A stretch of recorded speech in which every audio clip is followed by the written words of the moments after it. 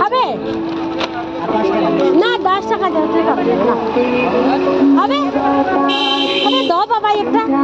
कोई दूसरा से ले लीजिएगा लीजिए ना दादा ना ना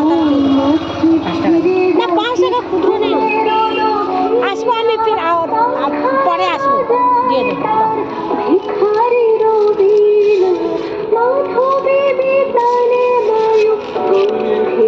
ঠিক আছে একটা নিয়ে নিচ্ছি হ্যাঁ